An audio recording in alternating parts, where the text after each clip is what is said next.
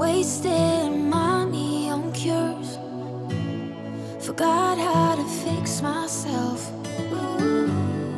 They say that time is free. Then why is it so precious? Oh, I'll save memories in my head, like Polaroids on walls. They remind you to look ahead. Time is running out.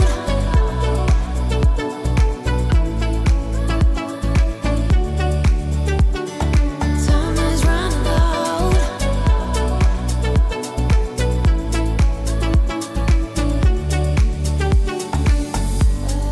Lately I've lost my track. I've sailed the deeper seas, hoping to find something to bring back better times. Oh, I'll save memories in my head, like Polaroids on walls. They remind you to look ahead. But time is running out. Time is running out. Time is running out. Time is running out. Time is running out. Time is running. Time is running out.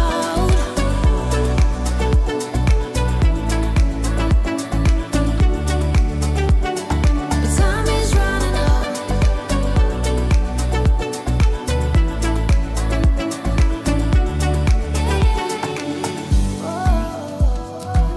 What if my best days are over? They can be over.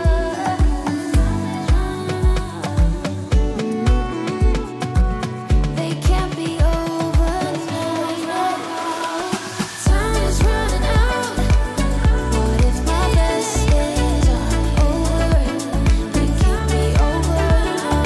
Time is running out. Time is running out.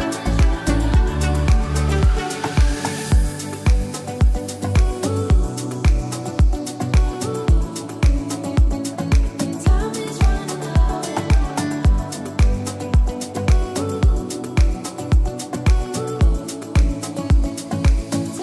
running out.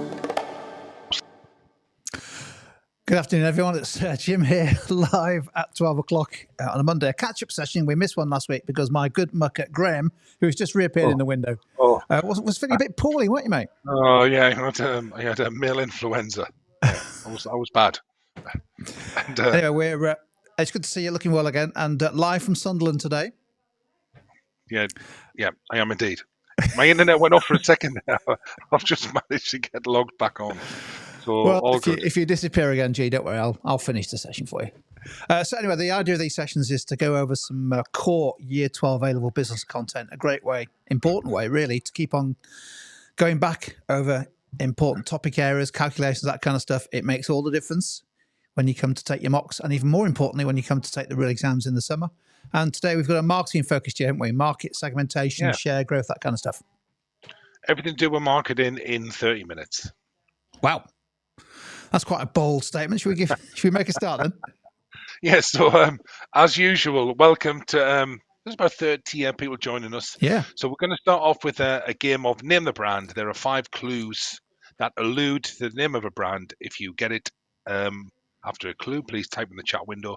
So this brand or business was founded in 1948. So if you're sat there thinking, I know a brand that was founded in 1949, then it can't be this one because this was 1948. Should we have a look at clue number 2? Wow. So it produces 11 million packets every day in their UK factory. Always makes me laugh, that one. I'm just going to go shut the door, Graham, because I can hear the office next door. Their UK factory produces 11 million packets every day. So if you know a business that produces 11 million packets every day, that was founded in 1948, type in the chat window. No answers as yet. So it's a market leader 22% by volume, 26% by value. Nothing yet, Jim? Nothing in the chat window Good yet? clue that, though, isn't it? Because you can calculate your market share in two different ways, can't you? By Yeah, sales and volume by and how value. many units. Yeah. Volume, how many, value, how much. That's the way I was taught it. Clue number 4. It's now owned by PepsiCo. I think we may have beaten... No, we haven't. Oh, no. Answers coming in. there. Elsa first. Walkers, should we have a look? Clue number 5? I think David was second, but I think Elsa was first. Okay, clue number 5 is, in America and Europe, it's called Lay's. It is indeed. Walkers. Are you a Waters Crisp fan, Jim? Well, I've already had 2 pockets today from downstairs, so yes. What's your favourite flavour? All day long, cheese and onion. Really? All day long. Yeah, I'm a salt and vinegar man myself, but each to their own. Should we have a look at the first MCQ? Okay, I'll start with this one. So it's really important as you revise these topics, particularly where you've got calculations to do to memorize and even better understand formulae. So here's a formula question. What is the formula to calculate market share? So 4 already in there. A, B, C, D, yeah. Yeah, 4 options. It's one of those. I'll give you a clue. It appears to be something to do with the sales of the business and market sales. Yeah, it's definitely got something to do with total market sales, I would imagine. So don't forget with formulae, it's important if you're not quite sure if you're asked to calculate something, if you think I really don't know where to start, you can still get a mark just by writing down what you think the formula is or what you think the topic is. Yeah, definition. Never leave a calculation blank. No. And most people, I'd say, David and others, Karim are going for B in the live chat. By the way, if you're watching on catch up, welcome to. And indeed it is, isn't it? It's B. It's the sales of the business divided by total market sales. Don't forget that sales can be expressed both in terms of volume and or value. Definitely. And don't forget to times it by 100 to express as percentage. Okay, so the next one is, according to the Boston Matrix, a product with a high market share in a high growth market is called a star, a question mark, a dog, or a cash cow. So according to the Boston Matrix, a product with a high market share in a high growth market, is that a star? Is it a question mark? Is it a dog? Is it a cash cow? Answers coming through really quickly here, Jim. Mm-hmm. Good to see. It's an important model, isn't it? The Boston Matrix, often examined. Yeah. Product portfolio analysis. Yeah, really important. So, 100% right, I'd say, on the live chat window. Yeah. Should we have a look at the answer? It is indeed a star. Yeah. Well done, everyone. Make sure you are on top of the Boston Matrix, product life cycle extension strategies, all product portfolio analysis techniques. And this is the first of a format that, very familiar to AQA students, and we do it for Edexcel and other students as well. It's a great way to test 2 topics at the same time. So here with these 2 statement questions, the answers are always the same. It's some combination of true or false, and we give you 2 statements.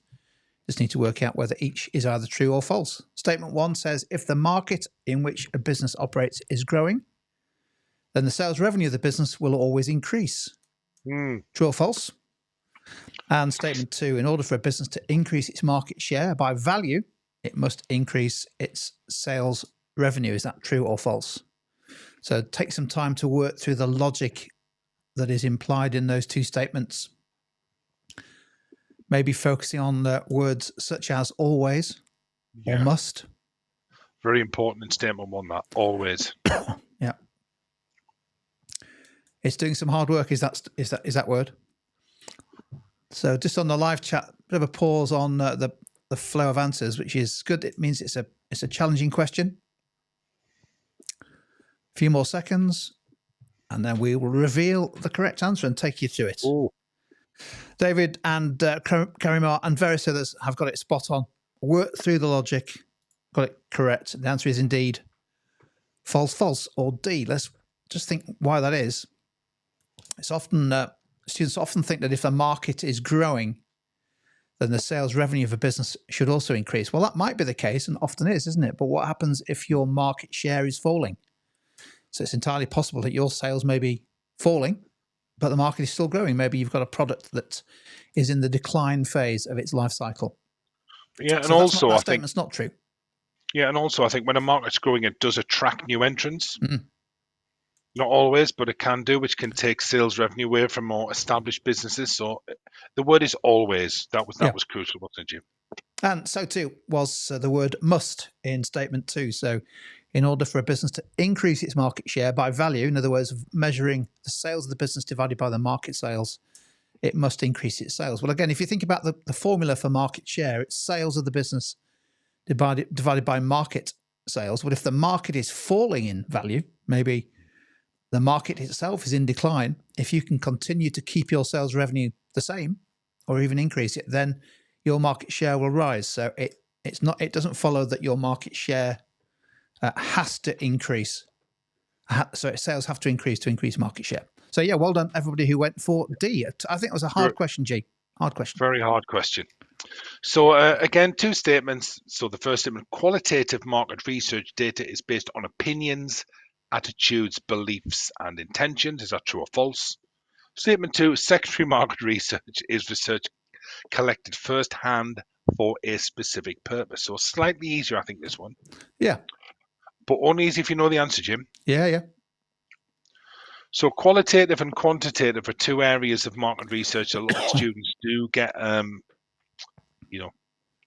mixed up.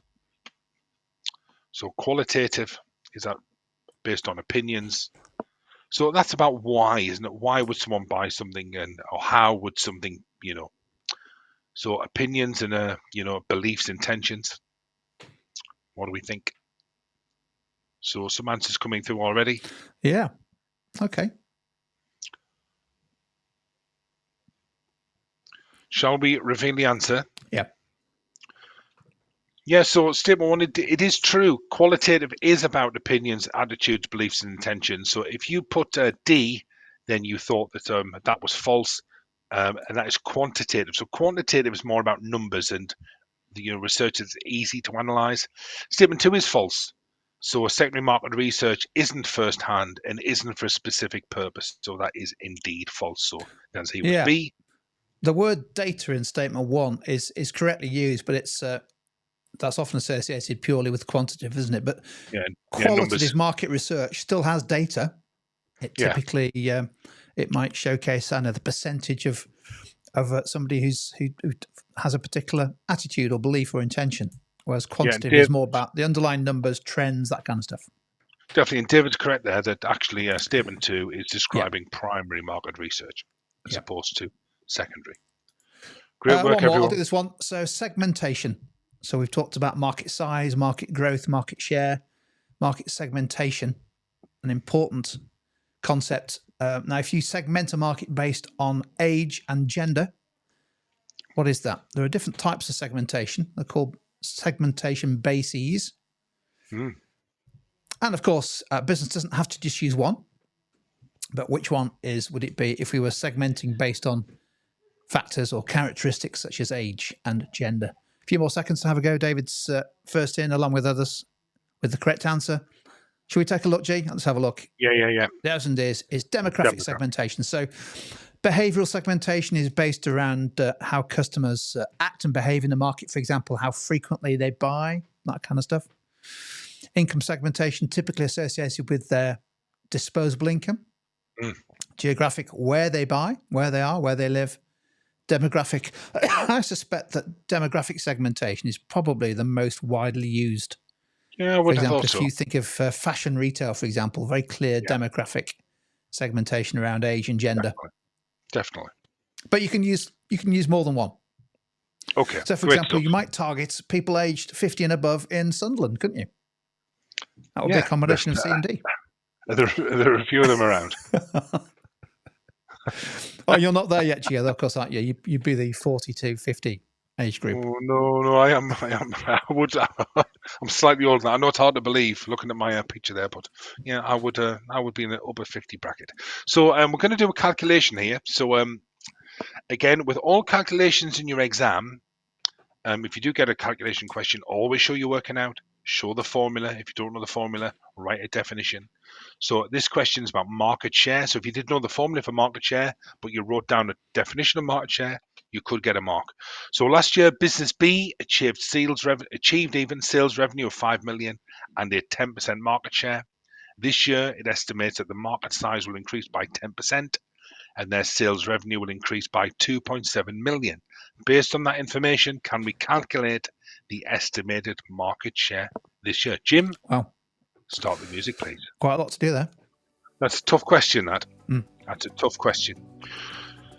So if you're an AQA student, calculation questions can be 4, 5, 6 marks. If you're an EdXL A-level business student, then all calculation questions are always 4 marks. Always. The standalone. So it's really important with questions like this to maybe write the formula for market share, then take each step, one at a time. There will be marks available for each step. Not an easy question, that, Jim. No.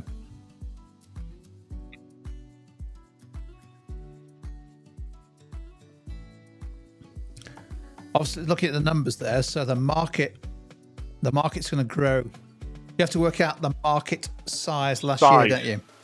Yeah. Yeah. Wow. So David Herdman there. That is some quick working out, and I'm just checking. Yeah, that is really good working out. That really good. I think that's what I would have gone with if I'd have had time, maybe a bit more than a minute. What, the right answer? Well, that's what David's gone with on the screen there. I'm pretty confident. That looks about right to me. So David Herdman says he's a maths student. That's coming through pretty strong. So indeed, we worked out the size of the market last year, 5 million divided by 10% times 150 million. Then, of course, we increased the market size by 10%. We multiply that by 1.10. And then we've got the estimated sales revenue. So you can see step by step by step, every stage in the calculation. So if you're unsure of that, watch this back on replay, pause the video, and make sure you are really comfortable with being able to calculate market share. So that's a really classic A-level business question, isn't it? With all those different steps. Yep. And don't forget, you could lose a mark if you didn't put percentage at the end. You could, depending on your exam board. Yeah, you would do. It's important to get really good. The sort of the units right, isn't it? Excellent. We'll maybe do another calculation shortly, but I think it's time to bring out for the second time this year our perfectly random AI generated application spinner. Do you want to set us off, team? We'll see how we get on with this. So this is on market segmentation. So we've got a number of different businesses here: Greggs, Nissan, IKEA, Marks and Spencer, Sky. And the question in the middle is, how might market segmentation benefit one of these? Now, the spinner is going to land on one of these, completely random. We have no idea what's going to land on, which means it's as much fun for Jim and I as it is for you. What do you think it's going to land on, Jim? Well, knowing you, Greggs. What are you trying to say? Should we find out? Let's spin the wheel. It usually is, isn't it? Wow. There we go. It usually isn't. Sky TV. So what we'd like you to do is in the chat window is, can you apply your knowledge and understanding of market segmentation and how that would apply to Sky TV? What we're after really in the chat window is words that we would associate with Sky TV. Because market segmentation would apply, very similarly to all those different businesses, but we want words and phrases that would really link that to Sky TV. So think about Sky TV. Maybe you've got Sky TV at home, maybe you haven't, but how would segmenting the market benefit Sky TV? Yeah, I get plenty of adverts for Sky TV on various streaming channels. And I do wonder why I get to see them, but I suppose they're not segmenting. Are they based on who I am? But they're segmenting based on which channel I'm watching. We've got a comedian in the chat window, SK there. I'm not sure what those words are. It's not spelled correctly, mine, so maybe not in English, but it's we've got a comedian there. That's not a correct answer. I don't think so. Or is Joe 3BKR? I don't think that's a correct answer either. So how might market segmentation benefit Sky TV?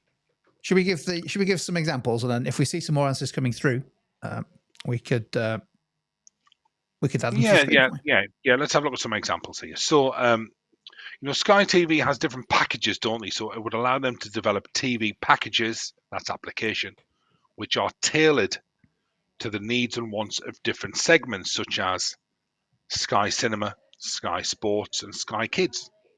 So by offering a range of different packages, Sky can attract more viewers, again, that's application, such as sport fans, increasing the number of subscriptions. So that's some good application there, isn't it? That's So I some good suppose application. Sky Sports, the various Sky Sports channels, really, that's really around behavioural, isn't it? Yeah, Interests. definitely. Whereas Interests, Sky intentions. Kids is really targeting parents, isn't it? Yeah, yeah, It's targeting yeah, parents with definitely. kids that they want to plonk in front of the telly. Yeah, So yeah. Have you got Sky Sports, Jim, at home? Being all a of them, all of the Harrogate channels. fan. Yeah, Did Harrogate ever appear on Sky Sports? twice actually, twice so far this season. Yeah, Well, probably wow. quite as many times as Sunderland have appeared. It Moving truly on. were. Let's do another one. Moving on. Let's. Yeah. So we've got the idea with an application spinner. So we've done segmentation. Now we've got a different question. We're looking for a benefit to one of those 6 businesses of having the largest market share. It's often said that the market leader, the business or brand or product that has the largest share in the market, can have no guarantee, can have benefits. So can you give us a benefit of, let's spin it, the benefit of having the largest market share to, would you believe it? It's the same business that we had right at the start, Walker's Crisps. There's some thought about this. There's some thought, isn't it? So Walker's Crisps, as Graham mentioned earlier, has around about 21, 22, 23% market share, which makes it the market leader. And that potentially gives it some benefits compared with, say, I don't know, Tyrrell's or other crisp brands that don't come to mind because I eat Walker's. But what might a benefit to Walker's be, or PepsiCo as the business is? I know somebody works at PepsiCo in the Walker's crisp line, and this would definitely be right down her street. She'd say there's lots of benefits of having the largest market share. What do we think? A few more seconds, and then we'll take a look at our thoughts. Yeah, and also you've got own brand crisps as well, haven't you? That's, Indeed. So competing with Walkers. Yeah. So David, great answer. Yeah, customer loyalty. Yeah, that's a great one. So by having the largest market share, you've got a bit of customer loyalty there, and that would manifest itself in a number. If you owned a small retailer and you had to stock some crisps, I would imagine, Jim, that you're going to want Walkers in there, aren't you? Because of that customer loyalty. Customers would expect it, wouldn't they? They'd be searching for the Walker's cheese and onion. Yeah, as someone who worked in retail for a long time, the shelf space is limited. So 80% of your sales come from 20% of your stock. So basically, you need to make sure that you've probably got Walkers on the shelf there. So customer loyalty is another one. Any others there in the chat window? We'll have a look at what we went with whilst we keep an eye on the live chat. So yeah. This is a good example. Again, what we've done here is just put into red the application words. It's a key exam skill as you develop your answers. So as market leader, retailers such as, so there's a use of our techniques such as seasoning, such as Tesco's and local convenience stores. It's the point you were making, Graham, isn't it? They may want to dedicate more space to selling Walkers compared with other brands such as Pringles. So they'll want to have a range, won't they? Own label, have a range of brands, but they'll want to put front and center the brands that people trust and prefer more. Therefore, That might make them more visible. Therefore, helping to sustain Walker's market share. It's some great application and answer, isn't it? Walkers are phenomenal at brand innovation as well, aren't they? Product innovation, the new flavors and or the temporary flavors, that kind of stuff. Salt and Lineker. Indeed. Should we do another calculation? We've got 10 minutes left, haven't we? So time for a last calculation. We've got a calculation and one more application spinner. So in 2013, innovatively titled Business C had sales of 20 million in a market with a size of 250 million. 10 years later in 2023, the business's sales were 21.25 million and its market share was 5%. Can you calculate the percentage market growth between 2013 and 2023? So a classic A-level business question, calculating market growth based on the information on the screen. What do we think? Tough question, that. But David Herdman's a math student, so I'm confident that we are going to get a correct percentage very shortly. No pressure, David. No pressure. You don't seem to be confident that I would give you the correct answer, G. Well, I'm just trying to get encouragement from our live audience. You've also seen me doing calculations, haven't you? So Pringles are an unusual packaging, aren't they? To differentiate themselves from the likes of Walkers. I wonder if that's why they've got packaging like that. To stand Well, it's out also on the based shelf. around the psychology of once you've started a packet, you're working your way down. You don't want to stop. Yeah. They very much remind me of packets of tennis balls. Never get the two mixed up. So David, we're still waiting. That's a tough question, that isn't it? That's a tough question. What do we think? Should we reveal the answer? Yeah, so we're looking for the percentage grows in the size of the market, isn't it, rather than market share? Overall size of the market. So it was 70%. So the market size in 2023 was 425 million. 425 million minus the original market size, so divided by, difference divided by the original times 100, 70%. So the market growth between 2013 and 2023 was 70%. That was a tough calculation. So their market share has fallen, hasn't it, significantly, because their sales have just edged up a little bit, but actually over the course of those 10 years, the market has basically almost grown by 2/3, isn't it? Yeah, so I think David worked out the market share, which is correct. But correct. The question was about market growth. So so actually, if you looked at the numbers, if you're working out market share, I think it is 8%, isn't it? Yeah, it is 8%, and it's therefore fallen from 8% to 5%. It is 8%. I think our final question now is another application spinner, I think. Yeah, let's do it. Over to you, mate. So this is on market research. So sometimes, depending on your exam board, you might get a question on how market research can assist a specific type of business setting up. So we've got a design and clothes shop, we've got a bakery, a gym, a takeaway pizza business, a hairdresser's, and a car showroom. So what we want is, how might market research help in launching A, and whatever it lands on, what we want is how market research would benefit setting up that particular business. What do you think it's going to land on, Jim? I don't know. I'm guessing hairdressers, but that's not cut and dried. But I think the key word there is launching, isn't it? It's how market research might help launch a new business, therefore not an existing business. So it's a different purpose for market research. Yeah, being a fashionista like myself, I think it's going to be designer clothes shops. So should we find out? Wait, that just proves, doesn't it, that it's random, because I had no idea. I had no idea. So how might market research help in launching a takeaway pizza business? Now, the pizza business market is highly competitive. You've got lots of businesses vying for a slice of the action. It can be difficult to make a crust. That Any pun more was pizza difficult. jokes? That was difficult to top, that one. So it is highly competitive, isn't it? You've got some really well-established brands that have got all the systems, the apps, the delivery mechanism, locations. And the thing is now with businesses like Domino's, and Just Eat Now and Uber Eats have really allowed, smaller businesses to compete. So David, that's a great answer. That is a really good answer. What we're trying to do is make it a little bit more applied. So maybe the prices of different pizzas would just root that a little bit more in the context. So what price will you set? So for example, what price would you set, maybe a vegetarian pizza or a meat feast pizza? Literally a couple of words would turn that into perfect application, wouldn't it? Yeah, that's what we're after. So, what price you might charge or set for various toppings. Just the use of the word topping.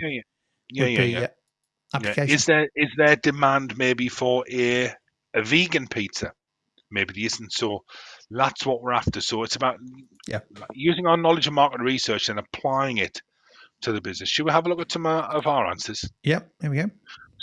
So it could assess how much competition is in the area, such as other fast food outlets, because pizza restaurants and businesses, they're not just competing with other pizza businesses. They're competing with, maybe Indian takeaways, Chinese takeaways,